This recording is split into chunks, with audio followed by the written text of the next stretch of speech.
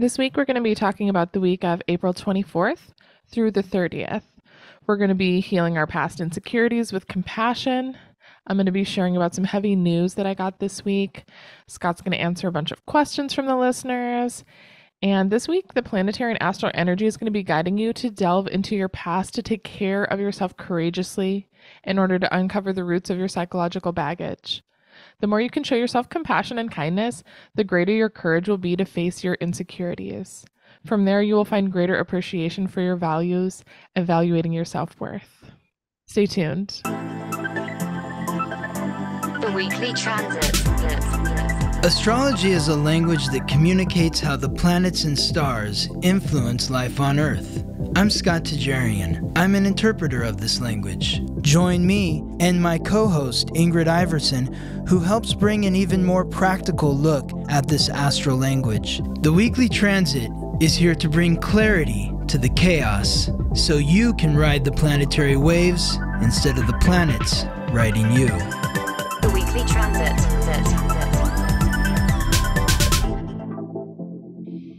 Good morning, everyone. Good morning, Scott. Hi, Ingrid. Woo. Oh, man. It has been an intense 24 hours. Yeah? Yeah. Maybe I can share a little and you can give me some insight on what sure. the fuck is going on. Tell me, what's happening? One of my very close friends got diagnosed with a brain tumor. Oh, boy. It's not cancerous. She just had a kid. She's going to have to get it out. She's a musician. She's going to lose hearing in one of her ears. Oh, my God. She could possibly have like facial paralysis and probably have to learn how to walk again. Oh, my God. So that's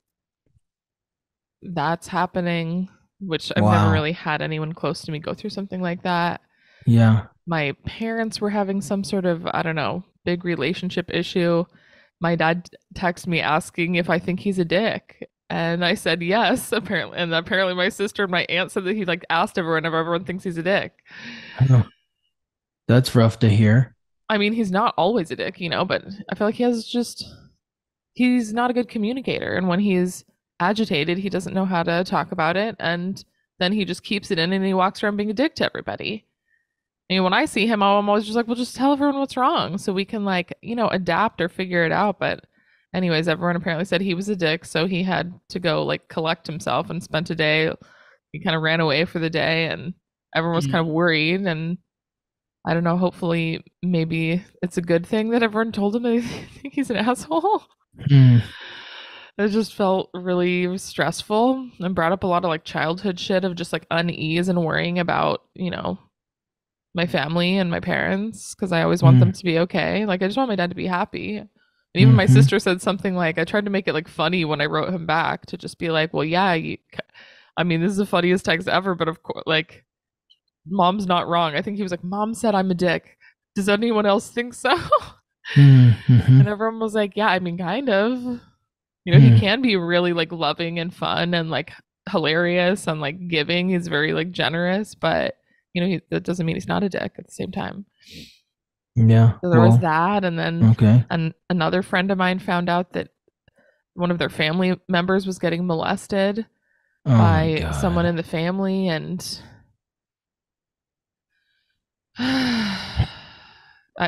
all of this just felt like a lot of heaviness, and I don't know what was happening, just all of this stuff coming out.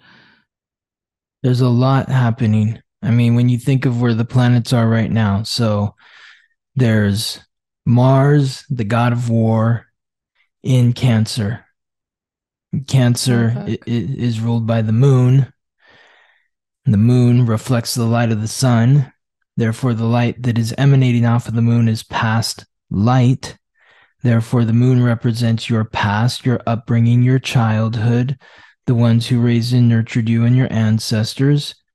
Therefore, Cancer represents the past, your roots, your upbringing, your childhood, the ones who raised and nurtured you and your ancestors. So Mars, the god of war in Cancer, is creating conflict within home and family environments in order to encourage us to take a authentic look at our past, Yeah. to get clarity on the past by delving into the past. So there's that. Then there's also Chiron and Jupiter in Aries. Chiron, the wound in the ancient wisdom that is unlocked through healing that wound. Jupiter, the god of thunder, lord of justice, the planet of luck and expansion in Aries. The sign, the cardinal fire sign that's ruled by Mars, the sign that represents authenticity, courage, self love, is bringing up issues of self love where our insecurities are being brought to the surface so that we can see who we are in reality, authentically. So, like hearing about your dad, it's like shocking for him to receive this information, but he's asking for you, your sister, your aunt to be authentic with him. Mm-hmm. And when you were, you gave him some news that was upsetting and created insecurity within him. Yeah, just the self-reflection on like him and the way he's been in the past. It's just so interesting because I've like, how does he not know that that's how he is all the time? I'm like, don't you realize you're always in like a lot of the time you're in a bad mood? Like, you think that we don't notice? Like, do you not notice yourself that that's how you're living? Like, it's just the whole thing feels very, yeah, very self-reflective. I'm like, maybe it's a good thing. For some reason, it brought a little bit of humor for me to have that being asked. I'm just like, yeah, just you didn't notice that that's how you that people might perceive you that way when you're always so irritable? The Like, thing it's just is, mind-blowing to me. well, but think about it. Like, how self aware really are we? You know, Yeah. when we started doing this podcast and you were listening to yourself for the Oh, first time mhm. and how uncomfortable that made you, and like all the different post-it notes that you've made and put up around, you're like, I say this word too much, or I do this all the Yeah. time. It's like things that you didn't notice Yeah, I didn't even hear about it. yourself. You didn't hear it, but now you're Yeah. listening to it on the podcast and you're like, oh my God, that's how I sound. I And mean, you're so right. Yeah. yeah, so there's that. Then there's Saturn moving through Pisces. Saturn, the planet of reality, restriction, responsibility. Pisces, Mm. the sign that rules the unconscious, Oh where my we keep all of gosh. our psychological baggage, the guilt, the shame, the regret, the blame. So, really having to take a hard, realistic look at everything that's going on beneath the surface with us. And Mm. then thinking about Pluto, the god of death, lord of the underworld, the planetary ruler of Scorpio, the sign of secrets and sex, is now transiting through Aquarius. So I feel like, we're just dipping our toe into this energy, but I Yeah. feel like a lot of secrets Yeah. are going to come to light regarding sex and deviancies that occur between people, like molestation and that Mhm. sort of thing, coming to light. Maybe secret societies coming to light Mhm. during this Pluto in Aquarius transit. Not necessarily right now, but it's going to be there for 20 years. It's there until June 11th, and it goes back to Capricorn. But when you think about when Pluto was in Capricorn, right, and it's going back to Capricorn, but think about Harvey Weinstein and Bill Cosby Mhm. and, you know, Matt Lauer, like the list goes, Charlie Rose, the list goes on and on and on of all of these public figures that were in positions of authority, which authority is represented by Capricorn because it's the goat and the goat's on the top of the mountain. All these people that were in positions of authority that were abusing their power by being sexually abusive to other people. Pluto, Lord of the underworld, brings light to the darkness. Yeah. And so now it's going to start doing that in society Fuck. with Aquarius. It's just so crazy. It does. It happens in these waves and these cycles. It just feel like it's everywhere. I'm just always hearing about some new secret, something super fucked up that's been happening. And Mm-hmm. that's like, in society, but also in just like my personal relationships. There's just like every time somebody shares, it's just like, fuck, what is going on? But I Mm-hmm. mean, yeah, being able to really take a look at ourselves, the psychological baggage, and then the way that putting that out into the world is going to shift society as like all these secrets come to light. It definitely is a death of the old way of how things were, which I mean, you think of like the 50s, 60s, like, and the family unit. I mean, I wasn't alive during that time, but thinking about like my parents, everything was a secret. Nobody talked about anything. All these things were still happening, but nobody ever talked about it. Just you pretend nothing happened. So there's like the in between of society shifting and being able to talk about these things and like unpack the guilt and the shame that goes along with all of that. Yes. Yeah, so I'm feeling almost like hungover today from all of the news. Mm-hmm. Not Yeah, it's necessarily heavy. feeling, yeah, just feeling like my mind just feels like I don't even know how to process reality. Mm-hmm. They just all feel it all feels very surreal. Mm-hmm. We usually answer questions at the beginning of the podcast if anyone wants to write in. If you Mm-hmm. write us through the Spotify app, there's a Q&A section. You can write us your questions. We'll answer them here on the podcast. And then people often write us on Instagram or YouTube. And if you ask a question on those channels, we'll answer it on the channels that you ask them in. But if you want one answered here on the podcast, then write us through Spotify. But someone said, I swear I saw Scott crossing the street in my neighborhood. Miss Kiva Siani. All right. Well, Kiva, where do you live? What neighborhood do you live in? Maybe I was crossing the street in your neighborhood. Um, yeah, I'm curious to know. I saw that. I was like, okay, well, what neighborhood? Where do you live? I mean, if you're in Southern California, there's a strong possibility it was me. I'm curious to know though. I hope Kiva writes back and tells us what neighborhood. Yeah, exactly.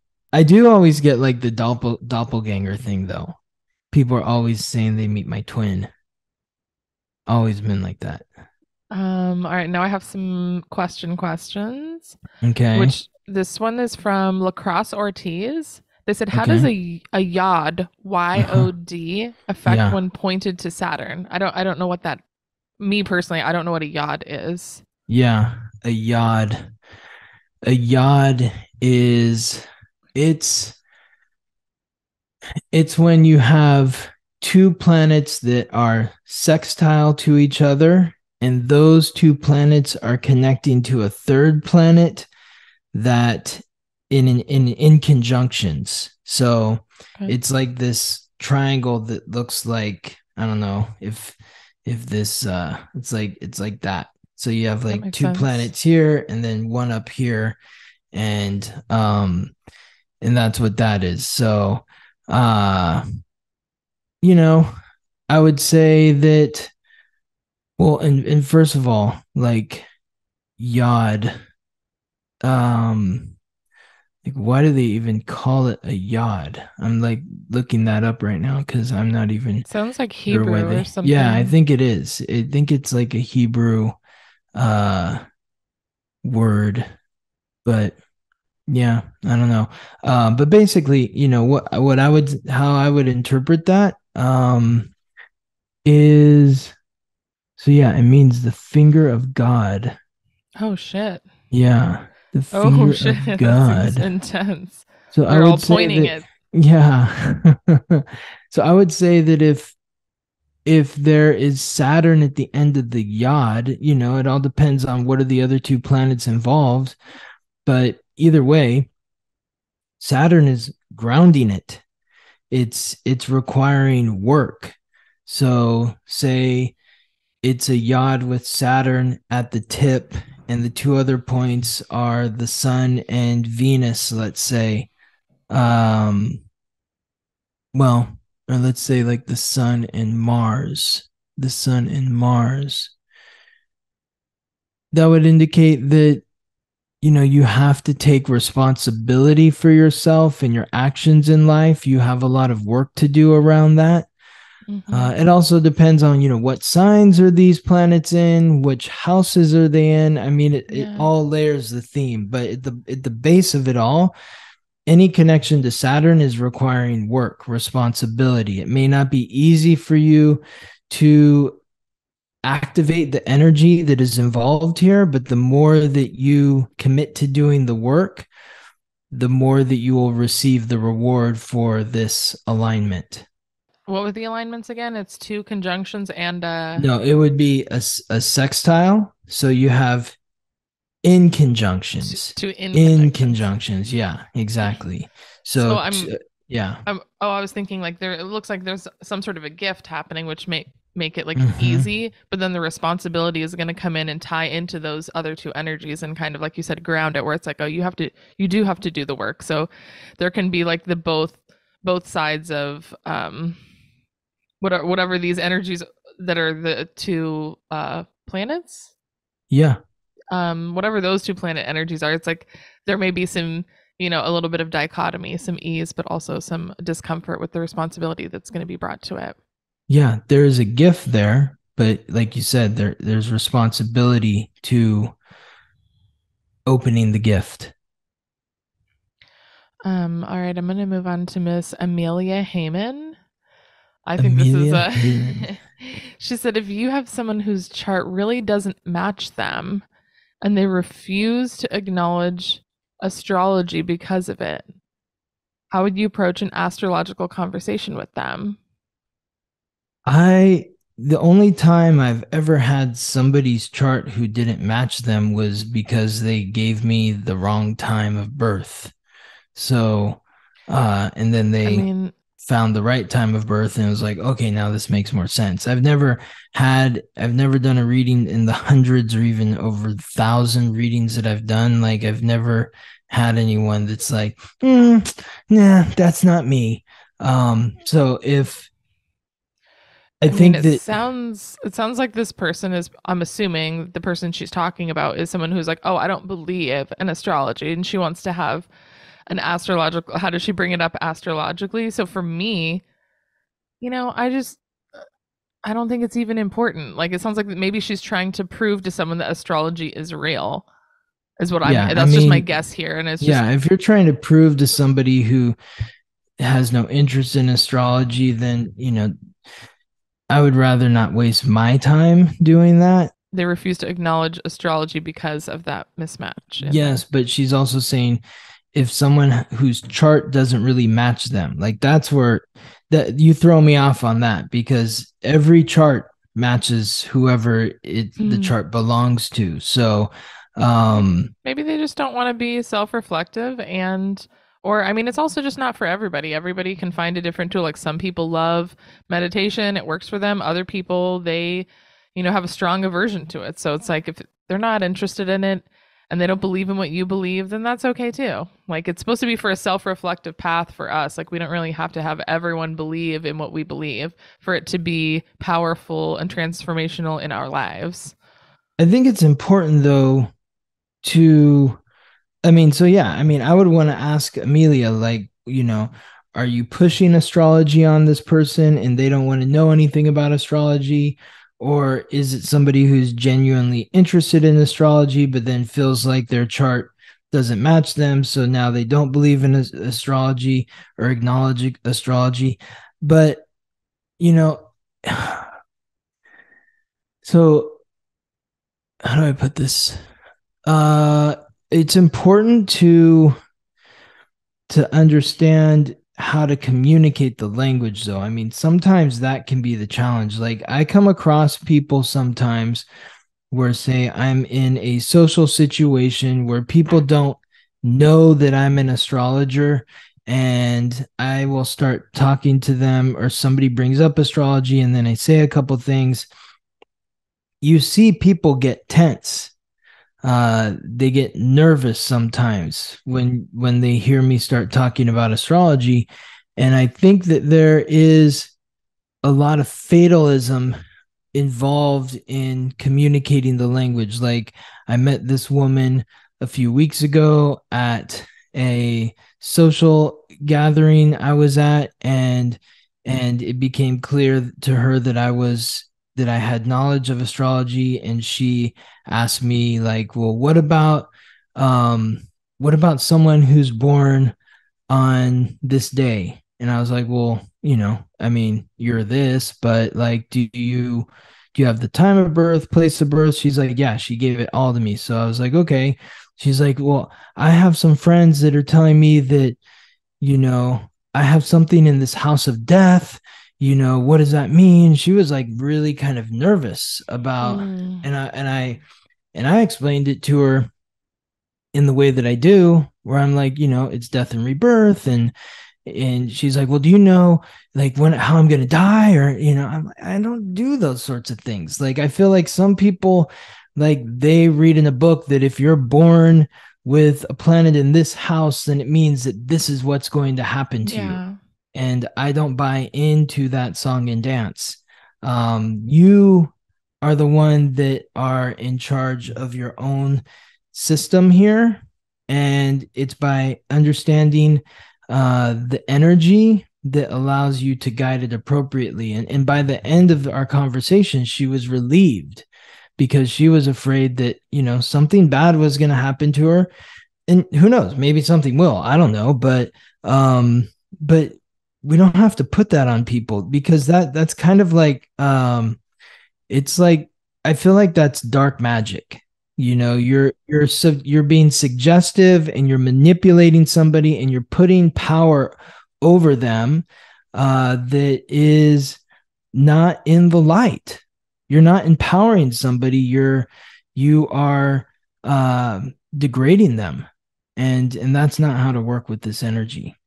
Yeah, I hope we answered your question, Amelia. We have another one from Chloe, which I kind of feel like is a bit of along what you were just talking about. She says she Mm-hmm. has a hard time understanding Chiron. She has Chiron in Leo in her 12th house, and during a past reading, I was told I was destined to meet my husband, Leo's rising sun and moon. Is that right, or is that BS? I would say that's BS. Absolutely, 100%. Because, I mean, think about how many people were born with Chiron and Leo in the 12th house. Is every single person that was born with Chiron and Leo in the 12th house married to a Leo rising, Leo sun, Leo moon? I mean, that is extreme. I don't know who you were talking to or why they said that to you, but if they said that based on Leo being in Chiron, or Chiron being in Leo in your 12th house, it makes absolutely no sense to me. Would it be a good like would it be a good match for someone with that, or you need to know more about their birth I need chart? to know more about their birth Okay. chart. I like, you have to understand that like Chiron is in a sign for like 7 years. So you're saying, and Chiron is in the 12th house for a few hours every day. So we're talking about literally thousands upon thousands and thousands and thousands of people that are born with Chiron in the 12th house. How is it possible for all of those people to Yeah. marry somebody who is a I Leo mean, rising sun and moon? also when you say destined, she's just saying, am I destined for this? That's what they said. It's like, well, Yeah. that's not we like you always say about partners, like we choose them. Like there are many people that can be compatible for us, but it's Mm-hmm.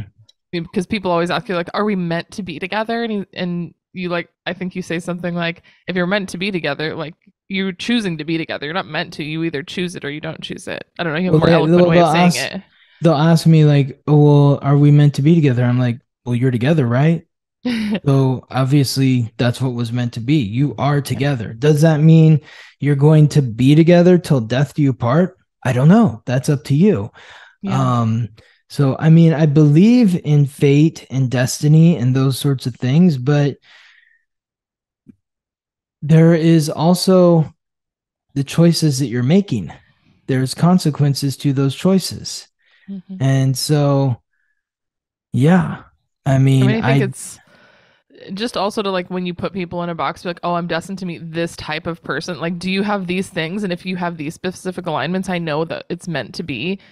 And at least for me personally, I kind of shy away from knowing more until I really feel like the chemistry and some sort of a commitment or like draw to somebody before like if it's just like a casual meeting of friends, I like finding out about people's charts. I think it's fun and connecting, but when it comes to like finding a romantic partner, I weirdly feel like I just want to go based on intuition first, and as I get to know somebody, then Scott's over here being like, I want to know right away. That's where we differ. Yeah. Yeah.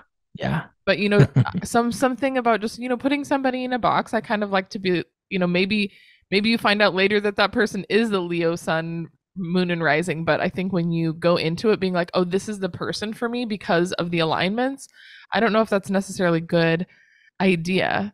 Like maybe you're not even looking at red flags because you're looking at like people are like, oh, do they hike? Do they wear this certain outfit? Where do they hang out? With foods? Are they vegan? Like are the religious thing the same? If they check all the boxes and there's sun, moon, and rising are all in the spots that they're supposed to, then that means something. And it's like, well, that doesn't always mean anything. You can have everything in common with the perfect, quote unquote alignments, and that doesn't necessarily mean that it's the best fit for you. So I don't know. That's my take on. Yeah. Well, I mean, it all depends on how everyone's working with the energy. I definitely, like when I I mean, met you and Gabriella, yeah, when I met her, I was like, send me your birth time, yeah. like before I even met her. I mean, you And guys had like the craziest meeting story ever. And I yeah, feel like that's all about, and that was based on just on your alignments. So well, I mean, when we finally, like, yeah, it is a crazy story because I sent her a message on a dating app and she responded almost 2 years later. And, but then when she did respond, I asked her what her birth information was. And there were some alignments that I liked. And so I was like, okay, this is worth my time and energy. And it has I been. think, Of course, yeah, and I we think have it our, worked out very well. yeah, of course, we have our challenges as well, just as anyone does. I mean, I've never looked at two people's charts and been like, oh, there's no issues here. This is a There's gifts and fantasy land. challenges. Yeah, there's gifts and challenges. Mhm. And you need those challenges to like spurn the growth. And then I have one more question that also kind of ties into these. She says, Storytime Photography asks, isn't Ingrid's North Node in her first house? Recently, well, I honestly can't remember ever, so Scott will know. She It said, is. she says, recently I discovered my husband and I are both 11 house North Leo North nodes. Would love to hear any thoughts you have on partners sharing North node signs and placements.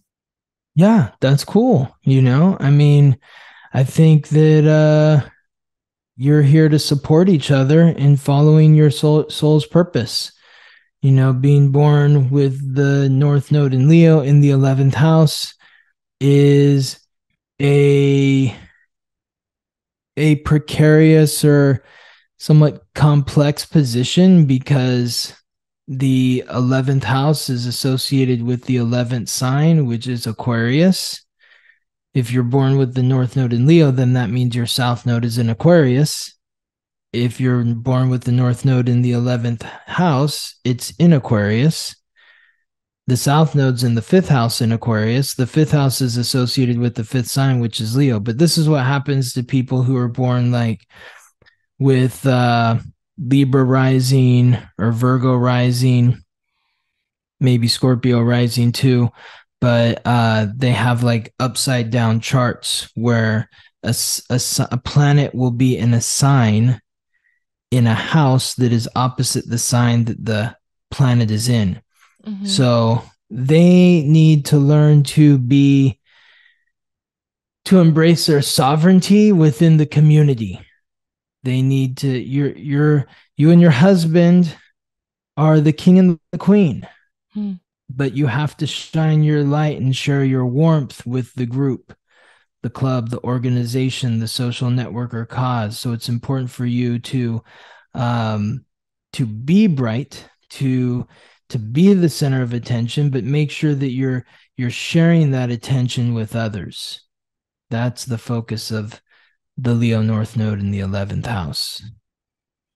Okay. I think shall we get into the week? I know you had an announcement Sure. before we start. Oh yeah.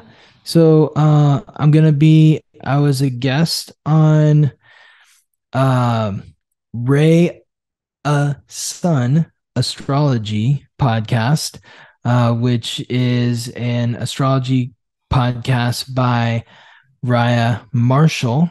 She was a client of mine long ago, and now she's like blossomed into an amazing astrologer. And she has a podcast called Ray a Sun Astrology, and she had me on as a guest. Yeah, so her name is Raya Marshall, and the astrology podcast is like Ray and then A, so Ray and then Sun Astrology Podcast.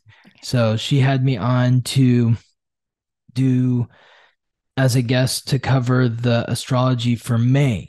So it's coming Awesome. out on April 30th, the end of this week. And I really encourage you to listen. We had a really fun time chatting and discussing what's going on for the whole month of May. It's going Yay. to be quite a month, I think, especially the middle of the month could be very, very intense. So you can hear what Raya and I have to say about this. She's very bright, knows her astrology very well. So I I see her definitely, yeah. I see her Instagram posts and she's really dope. So that's very exciting. I can't wait to hear Yes, she's a what you guys fellow talk about. Virgo. She's a fellow Yeah. Virgo, Ingrid. So, yeah, Aquarius moon, Leo rising. That's Raya's triad. So, yeah. Well, congratulations on your podcast, Raya, and I'm excited to hear what Scott has to say about next month. Everybody go take a listen. Yes. And then before we get into the week, if you would like to get the most out of the podcast, the best way to do it is to follow along visually. Scott put together a book, The Basics of Astrology. It has all the signs and symbols that we show here on the video podcast. If you're watching, it would be on YouTube if you haven't seen it, or on Spotify, there's a video as well. Or if you're not watching the video, you can follow on. You can follow along. Go to the website, theweeklytransit.com, click on forecast. We go over each day of the week. It shows the actual alignments, the signs and symbols. It's color coded so you can tell the elements that are behind everything. And all of the journal prompts that Scott asks me on there will be on the website as well. Yes. And then if you want to buy the book, it's on Amazon, or you can go to the website, just go to the show notes.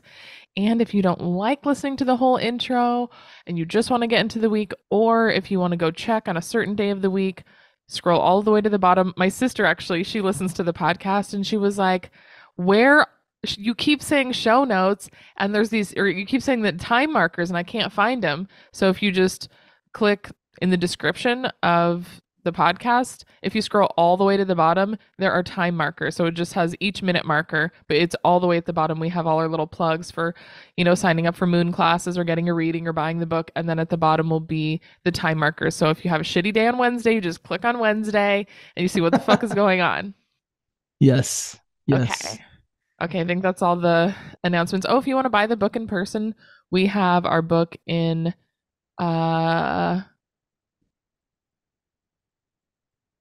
Spellbound Sky. If you want to buy The Basics of Astrology, the book, it is in person. It's in Spellbound Sky. It's in Silver Lake, right across from Erewhon. It's a really beautiful crystal shop. Scott is friends with the owners. They are just so lovely. The store is just beautiful. So if you have not been, you should go check it out and then go buy the book while you're there. And it's also at the Crystal Shrine. The Crystal Shrine, yes. In Burbank. Yeah. So Spellbound Sky in LA, Crystal Shrine in Burbank. So, yes, check it out. Should we thank our sponsors? Yes, please. Yes. So we want to thank Jessica, Kendra, Larry, Jasmine, Brenna, Barbara, Grace, Janelle, Vincent and Michelle, Clarissa, Nicole, Aline, Cassie, Merdinas, Brooke, Ricky, Amaranth, Annie, Amber, Stephanie, Deborah, Haley, Janine, Carrie, and Catherine. Thank you. Thank you. Thank you all so much for supporting the podcast. It allows us to spend more time doing what we love, sharing the planets and stars with you. If you'd like to support the podcast, if you go to the show notes, there's a support link. You can donate $1, $5, or $10 a month, and we appreciate it so much. Or if there are plenty of other ways to support the podcast, you can rate us 5 stars on any of the platforms. You can write us a review. You can subscribe to our YouTube channel. You can share it with your friends. You can share it on your social media. Yes. Did I Thank get all you. the things? I think so. Yeah, totally. You can buy the book, of course. Yes, yes. That's it. Awesome. Thank you, Ingrid. So I guess Thank you, let's get in. Yes. Thank you, everyone. Let's get into the week. We're talking about the week of April 24th to the 30th. And beginning on Monday, April 24th, we are looking at Saturn, the god of wealth and time, the planet of restriction, responsibility, hard work, achievement, and authority, in the mutable water sign symbolized by the fish, Pisces, forming an aspect, a sextile, to the North Node and the Sun, and a trine to the Moon. So the North Node is the karmic pathway of the soul, or soul's purpose, which is conjunct at the same degree in the same sign as the Sun, the giver of light, life, and vitality. Both of these are in the fixed earth sign symbolized by the bull, Taurus, and they too are aspecting the Moon, the planet of emotions, in the cardinal water sign symbolized by the crab, which is ruled by the Moon, Cancer. So a lot happening today. What we're seeing here, this was an aspect we were talking all last week about Saturn sextile the North Node. It's been sextiling the North Node. It's been in alignment with the North Node since April 14th. It's going to continue to be in alignment for the next day and even in the days following. But tomorrow Saturn finally moves to 5 degrees, so it moves away a little bit from the North Node. But this is kind of like that final crescendo of this aspect where we're bringing in the Sun, the vital light of the Sun, which is really shining a light on your self-worth and what you value, and understanding the nature of that self-worth and what you value based on your past. That is the Moon in Cancer, and how the past affects your unconscious, which is Saturn in Pisces. So taking a real look at what's going on beneath the surface with you and where that stems from in your life. I mean, I think just in recognizing why we have the self-worth that we do, especially if we're having self-esteem issues, self-worth issues, that it is rooted in our past. Our self-worth is something that we do have to work on. It's not always, I mean, it can be something that we just have, but it's usually based on our past, our childhood, our relationships that we've had all affect how we feel about ourselves. Yeah, so I just can't help but think about your dad in this moment, you know? It's like, what was his childhood like? Did he feel like he was somebody who was recognized by his parents and they spent a lot of time showing him attention? Probably not, you know? And so he's in this new situation with this new family, his wife and his 2 daughters, and he desperately wants your attention and doesn't know how to go about receiving your attention in a way that is not deemed aggressive by the 3 of you. Well, I mean, I think part of that past thing is that I think I mentioned before, like, nobody really talked about anything. You don't talk about anything back in the day. Like, there were so many family secrets. And I think that has carried on. And he just has like this outlook, I think, just from that generation. It's like, you just move on. And I'm like, you obviously haven't. You're carrying all this stuff with you that you haven't processed, and Mm-hmm. it's affecting your communication. There's so much built up that instead of being able to have ease of sharing, it just feels like there's so much uh like yeah, just pent up that hasn't been released and been able to talk about, that it's not easy to just open your mouth when you have so much stuff that you haven't shared in the past that you haven't been able to talk about. So everything just feels like like I think he just has would I'm sure he would feel so much better if he communicated. Usually my go-to thing when I see him being agitated, I'm like, Dad, just tell me what's wrong. I, he's like, Mm-hmm. I can't say anything because everyone's gonna think I'm mean. I'm like, we already think you're being a dick because we know you and you're stomping around. We could see it in your energy. You're not hiding it. It's not Mm-hmm. doing anyone any good. We still feel it and you're keeping it all in. We'd much rather you actually share with us and tell us why you're irritated because we care about you. We'd much rather know because then we can adapt or we can help you or we can change something. Like, we're more than happy to maybe make an adjustment that might make you feel better, but he doesn't feel comfortable doing that. So he keeps it all to himself, which is really sad. I'm like, I don't want him to feel like that all the time. I wish he had an easier time sharing, but I think that's just not what he was taught growing up. So it makes it so much Mm-hmm. harder. Mm-hmm. Well, this aspect with Saturn, and Saturn just in general transiting through Pisces over the next 3 years, is it's pushing us to do the work required to be compassionate with yourself and empathetic to others. And that's not necessarily easy. It's actually hard. It is. I And mean, just that last week I was being so hard on myself because mm-hmm, didn't want myself to come across as mad. Like, mm-hmm, I don't like seeing it in myself, even though when I see it in other people, it's easier to have compassion and be like, "Oh, well, what was happening? Why couldn't you share? Like, you didn't get taught how." And mm-hmm. yeah, having compassion. Like, I think if he had more compassion for himself, it would soften him. Yes, yes. And having compassion for your past self, Mm. empathy for your past self, and really taking time to nurture yourself as well. Yeah. I mean, the Saturn in Pisces, I've had so many people since it moved into Pisces are like, what's going on? I just feel so delirious and like dazed. It's because we're just stuck in our mental unconscious frame and we don't even realize what's going on. So, I mean, Saturn is bringing reality to the dream or bringing the dream to reality. And it's hard to Fuck. process Fuck. Yeah. those. Yeah. It's hard to Yeah. look at sometimes, Mm-hmm. or it Mm-hmm. just is hard to look Absolutely. at a lot Yeah, of the but you time. can't ignore it now. So the question is what is the status of your unconscious?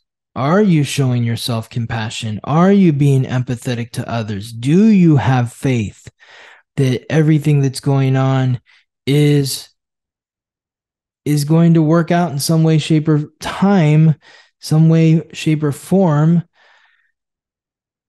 It's hard. It's not easy to think that way. So, but that's the challenge. That's where we need to grow over the It seems like next this few years. I Yeah. think this could be like a nice day for healing your past, your Oh, yeah. psychological baggage, your self-worth. Absolutely. Absolutely. Yeah. Saying, I am worth this. And the reason why I didn't think I was worth this was because this happened to me in the past. And I understand that this happened to me in the past for these reasons. And it filtered through my unconscious. And I've been running on autopilot all these years. And I'm not really valuing myself the way that I should be. But instead of beating myself up for that, I'm going to be compassionate to myself. And I'm going to say, it's okay. And now I'm not going to be that way anymore.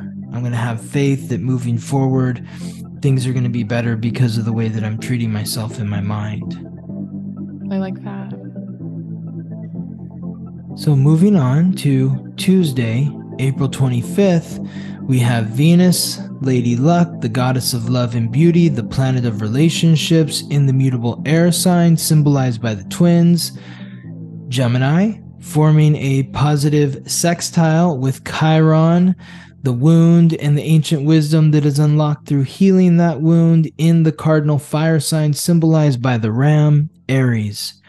So, relationships insecurities within relationships. They're coming to light right now. This is the conscious mind is bringing these insecurities to light. So what questions are you afraid to ask in your close personal relationships?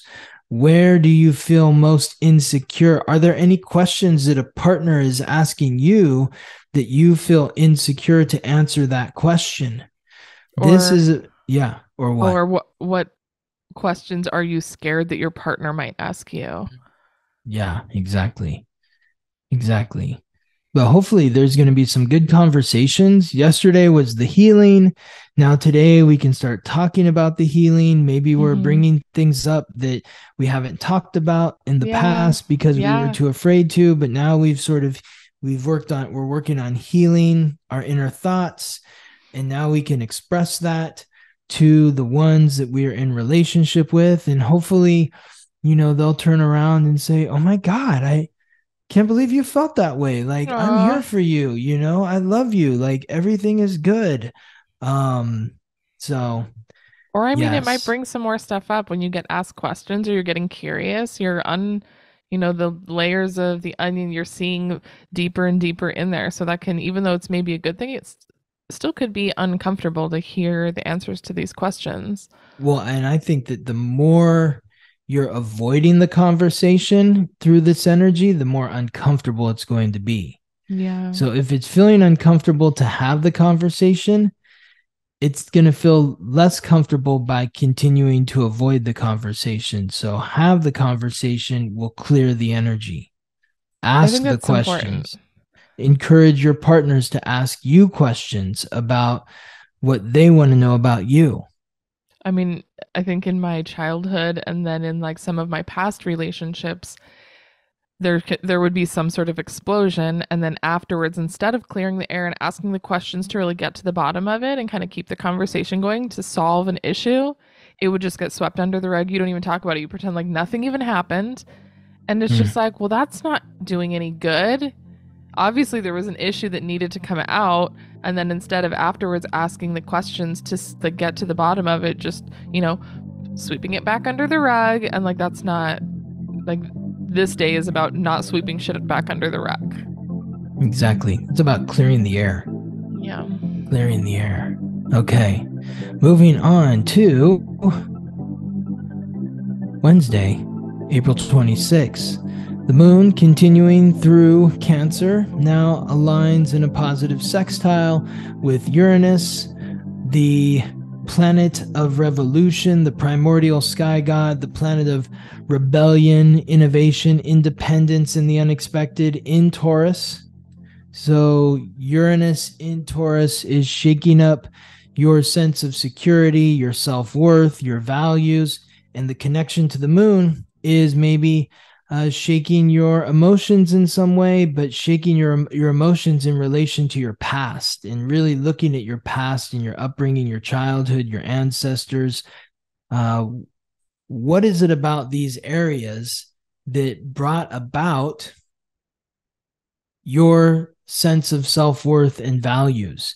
And how are these values and your self-worth being shaken in some way? Maybe it's being shaken because there's something about your past that needs to be brought up again, that needs to be faced.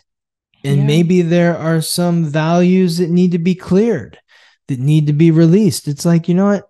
I picked this up because I learned this in childhood, but it doesn't really fit into my life anymore. So I'm going Yeah. to claim independence from these old values that are no longer really identifying me.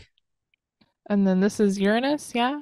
Yes. So it made me think like, not like a secret, but like the revolution or unexpected, like something from your childhood or your past that you didn't see before as having that effect on you. And all of a sudden, you're able to delve into your past and you've kind of pinpointed the thing that maybe was always there, but you're like, oh my God, I didn't even notice. Like, that's why I am the way that I am. And like you said, maybe clearing that out, you're like, that's not part of who I am anymore. So I don't need to use that old value system. I can clear it out and now I can feel lighter because that's not even, it's just something from my childhood or a past partner or something that got stuck in there at some point. Yes. Love that. Love that. Absolutely. Okay.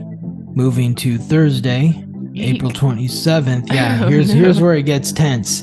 And that's why you want to clear that stuff out earlier in the week, because it's going to get more dicey by the time we get to Thursday, when we're looking at the moon, which is now moved into the fixed fire sign symbolized by the lion, Leo, squaring off with the sun in Taurus, and Chiron in Aries, squaring off with Mars, the god of war, the planet of action, aggression, and conflict, in Cancer.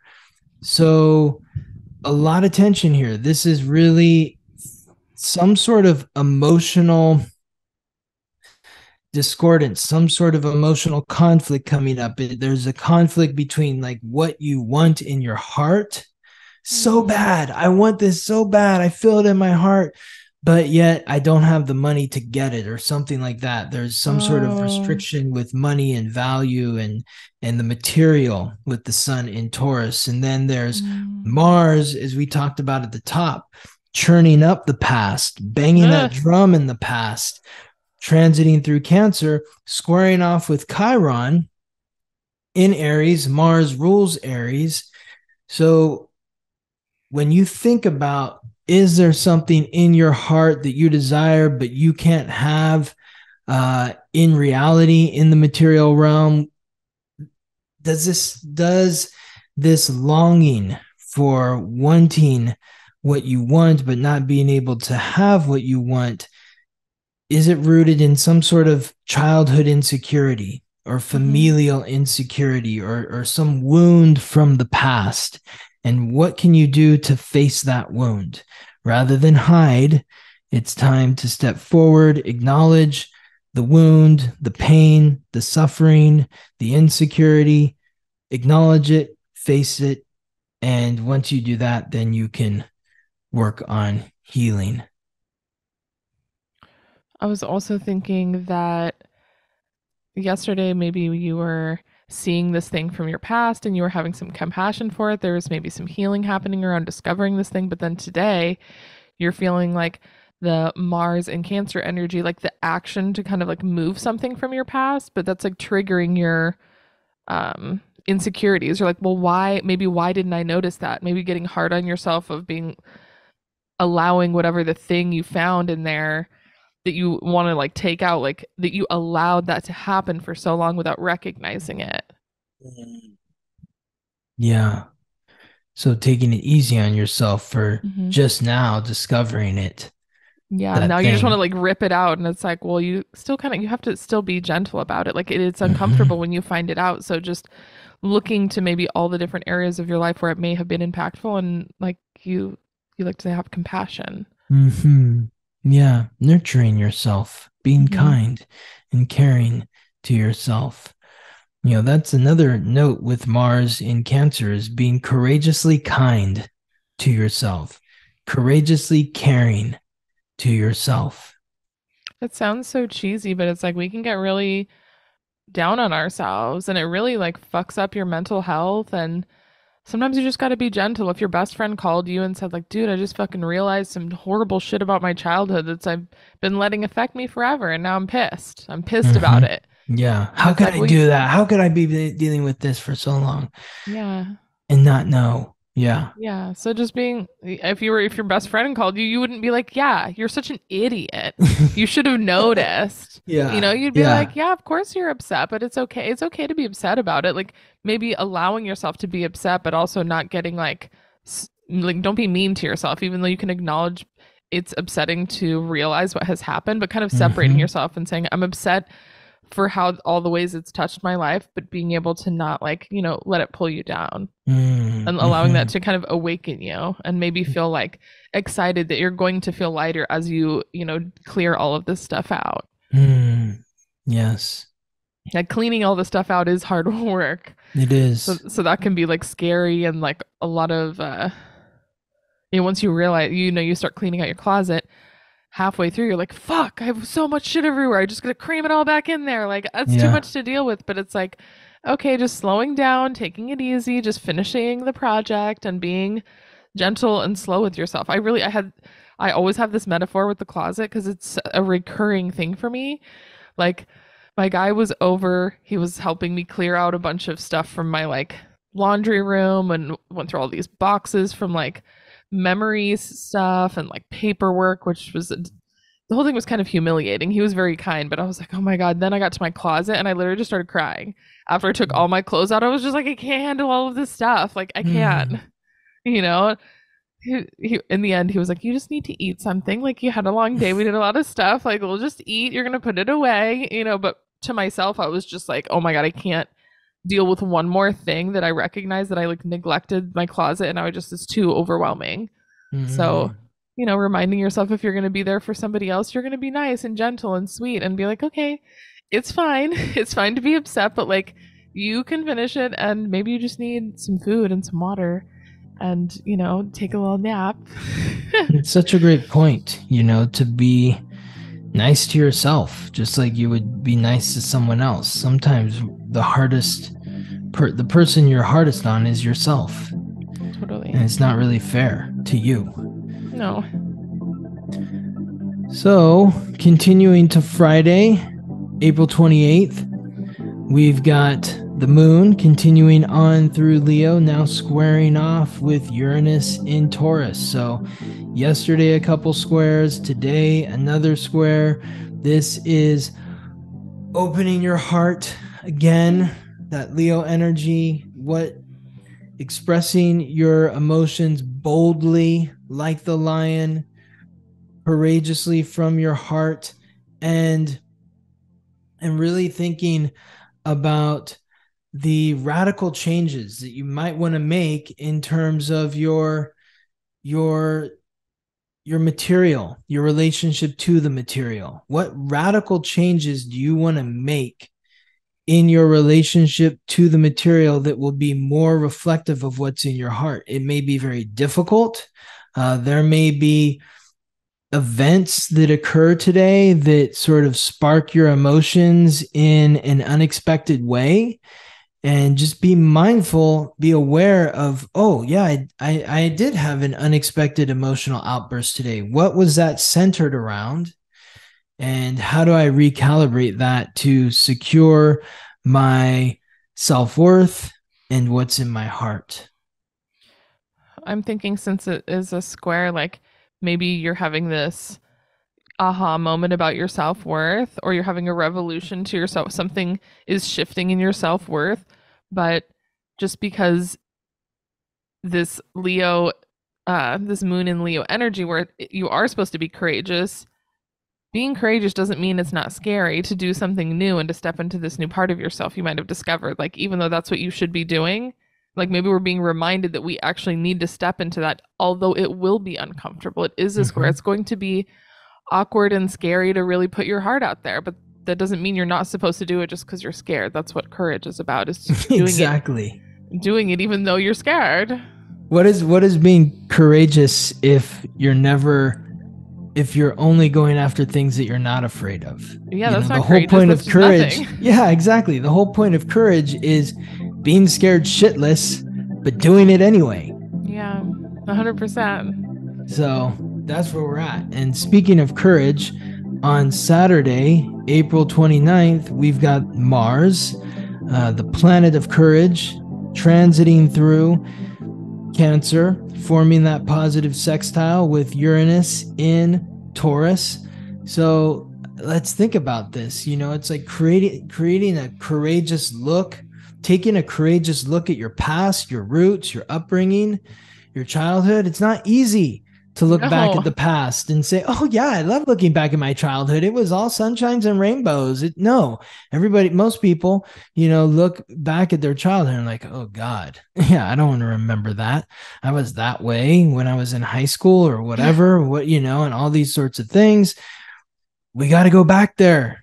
We got to go back to those scary places when we were vulnerable, when we were afraid because we were a child or a teenager and we didn't know anything about anything. And we're just doing whatever we can to survive in the world.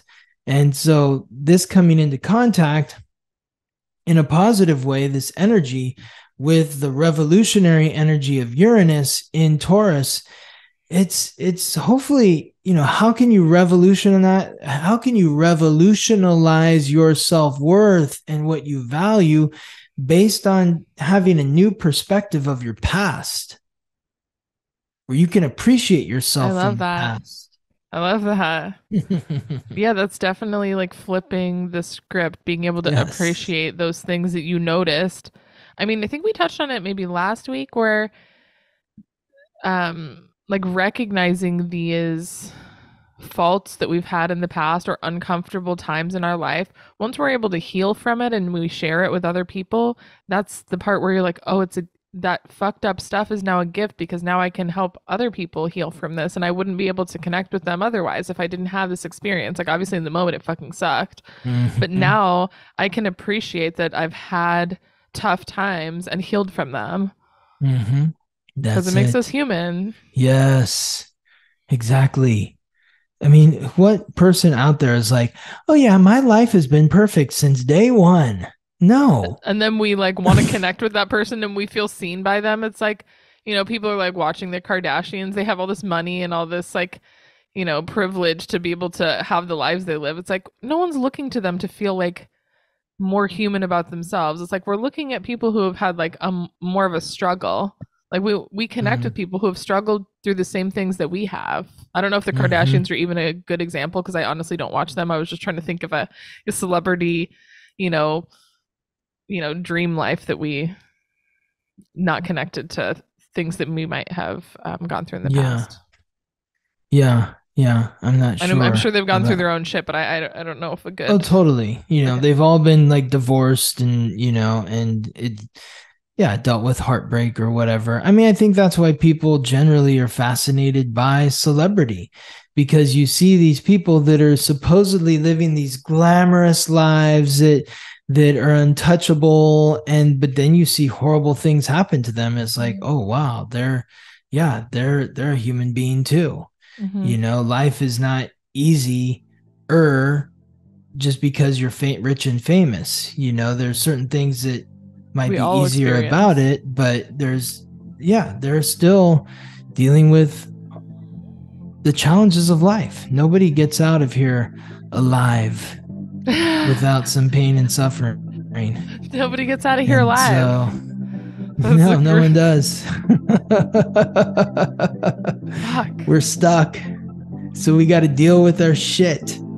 And so finally, on Sunday, April 30th, we've got the moon, which is transited into the mutable earth sign symbolized by the Virgin, Virgo, opposing Saturn in Pisces. Mm. So when the moon in Virgo brings that critical emotional energy or that critical energy to your emotions. It's really like it's bringing that emotional sensitivity to all your imperfections. It's you just see, oh God, this is really annoying me. That's annoying me. This person's annoying me that I love. I'm annoying myself. I'm, everything. And I'm so annoying myself. but the opposition to Saturn is like we have to take a compassionate look at all Mm. these annoying triggers that are coming up with the moon in Virgo. It's like, okay, yeah, I am being critical to myself right here. And thank you for showing that to me. I need to be more compassionate. I need to commit to doing the work to be more compassionate to myself. So, in what ways can you take a critical look at your emotions, what you're feeling, the people that you're most deeply connected to emotionally, the way that you're feeling about them? Can you take a critical look at yourself and others and show yourself compassion, show empathy to others? That's what this final aspect of the week is about. If we're taking responsibility for what's in our psychological baggage, and I mean, it is uncomfortable, but like, and now we're like critiquing our emotions and how that relates to maybe what we've found in, the deep corners of our mind where becoming more responsible and kind of, the critique is coming out about why we are the way we are. Why am Mm-hmm. I the way that I am? Why am I Mm-hmm. annoying myself? Yeah. Like, I think that was such a great phrase that you used. Why am I like, I'm annoying myself? And you're like, oh, this is why. You're like, oh, okay.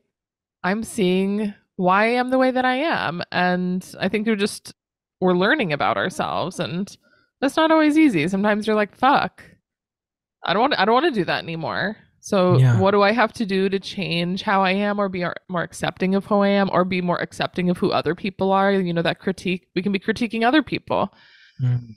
So reminding ourselves to be compassionate for ourselves Yes. and for others, because I feel like you could be very harsh during this time, or telling, maybe it's projected onto someone else, like, why aren't you like, take responsibility for all your shit and like how Mm. you're acting and where it's coming from, instead of being like, oh, I see where their stuff is coming from, so now I'm going to be more compassionate. Like, I feel like in my past, if I was like in my early 20s, I would have been so pissed at my dad, just not understanding that he has his own shit that he's never dealt with. And Mm-hmm. I feel less mad for him. I don't really feel mad. I just feel sad that Mm-hmm. he hasn't been able to give himself compassion, or feel like he can't communicate, or feel like he's by himself. So he's always just upset about something that is happening that he can't seem to reconcile. That makes me feel compassion Mm. for him instead of being the critic. Yes. Yes. Mm. That's what it's about. I think astrology really just helps you, like you said, have compassion for yourself, but also in just having compassion for the people that you have in your life. It's really hard. Mm-hmm. And I think we can easily get stuck in just being angry at people for not being the way that we want them to be. Like, nobody is us, and we're also, we want them to be the best version of themselves, but it's like, I'm probably not the best version of myself over here either. It's fucking hard. Exactly. And I feel like unless you get really lucky and have like some sort of like divine intervention happening where you're like, oh, I imagine, like, I mean, to me, my go-to phrase is like, how sick of yourself Mm. do you have to be? That you have to really get sick of yourself and your situation and what's happening for you to actually take responsibility and do something about it. And until that breaking point of being so sick of whatever is happening that you actually have to make the effort to change it, like, not everybody gets to that point, or they don't have some sort of anything they connect with. Maybe meditation's not working for them, astrology doesn't work for them. Like, you have to find something that resonates with you. Maybe it's, boxing, or church, or anything where you find some sort of a way for like a release, communication, like learning about yourself, pushing yourself, personal growth. Like, not everyone has those things organically in their lives. So if they don't, like, Mm. where do they find them? Or even once you start looking at, not everything feels good for everybody. So just being compassionate for people who are just trying to figure it out, and it takes a long fucking time. Yeah.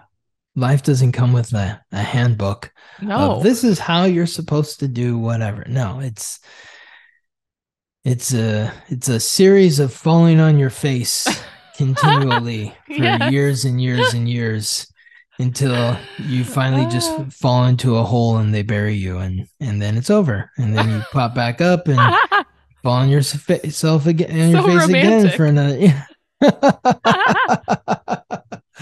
I love that. Yeah. Yeah. Ah. Oh my gosh, thank you, Scott, for always bringing light into this dark place. I feel like life can be very dark, but we're working over here on all of our shit, and just being able to laugh about how fucked up it all is and how dumb we can be sometimes, and how, we can be judgmental and harsh to ourselves and other people. I think these are just all like natural things that humans go through, and Mm-hmm. having a place to share with you and connect with other people that are going through the same things makes me feel like less of an idiot. I can be more compassionate with myself when other people are like, oh my God, me too. Love it. Or like, that's how I think about my mom or my dad or my sister. It's like, once you have people that, like, you're teaching me the meaning of community just by having this podcast and having people that connect with the same things that we talk about here. Love it. It really does help to see someone else Mm. going through something similar, or Mm. hearing about it, Awesome. So I Awesome, appreciate you, and I Ingrid. appreciate all of our listeners. Absolutely. We love Yes. hearing Well, from you. I feel appreciated you by you, Ingrid, and by our listeners as well. And I appreciate you and all that you do for the podcast and for me. And thank you to all of our listeners too, for everyone that listens, that has rated us 5 stars, that comments on YouTube and sends me messages on Spotify and Instagram. It's always great to hear from all of you. Very grateful for your presence and all the energy that you bring to this show. Thank you. I'll see you next week, Scott. See you next week, Ingrid. Thank you for listening to The Weekly Transit. Follow us on Instagram for daily updates about the planetary alignments and how to work with the energy. If this podcast is helping you navigate life more gracefully, please subscribe, rate us 5 stars, and share with your friends. If you're ready to go deeper, book a personal reading with Scott or sign up for his new moon, full moon class at theweeklytransit.com.